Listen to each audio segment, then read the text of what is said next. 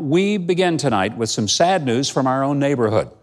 This past week, the Nashville area was hit hard by a brutal tornado that killed 25 people, destroyed hundreds of homes and businesses, and left thousands of people homeless. One of the hardest hit communities was Cookeville, Tennessee, which is hometown of our own Keith Bilbrey. Our theater and studios are located just north of downtown in Hendersonville. All of our facilities and our staff and team were largely outside the path of the tornado, as well as the wrath of the storm.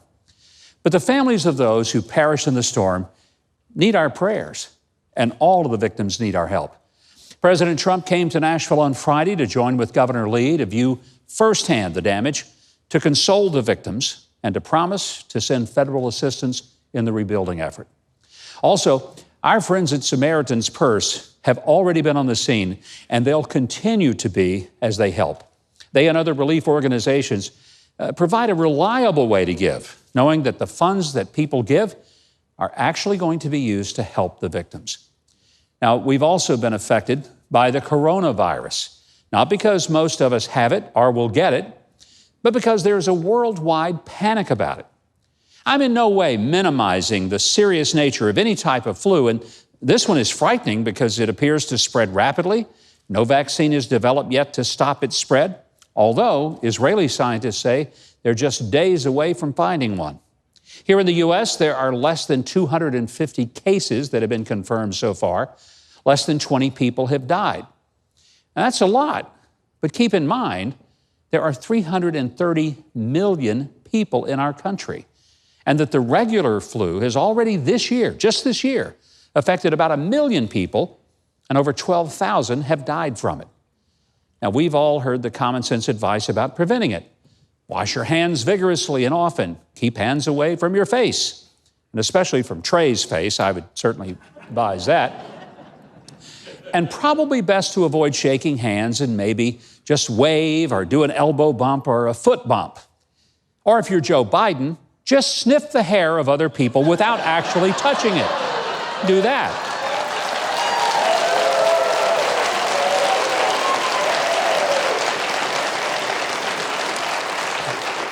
That may get edited out, I don't know. We'll see. Let's also mention that the field of Democrats in the 2020 presidential race has dramatically dropped, with only Joe Biden, Bernie Sanders, and Tulsi Gabbard still in. Now, you probably haven't even heard that Tulsi is still in because, for reasons that I've never understood, the Democrat Party seems to be intent on keeping her off the stage and totally out of sight. They've manipulated the rules to keep her off the debate stage, and many of the commentators even lament there are no women left in the race, which I think must come as a real surprise to Tulsi, who at last report has not transgendered.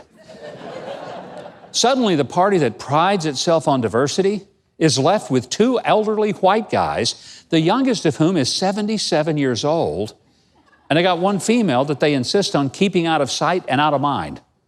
I'm telling you, it's easier to find the body of Jimmy Hoffa than to find Tulsi Gabbard at a Democrat Party function.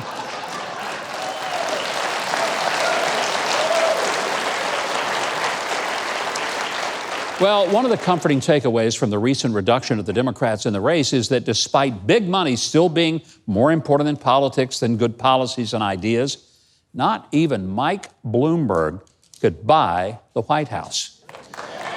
Yeah. And boy, did he ever try.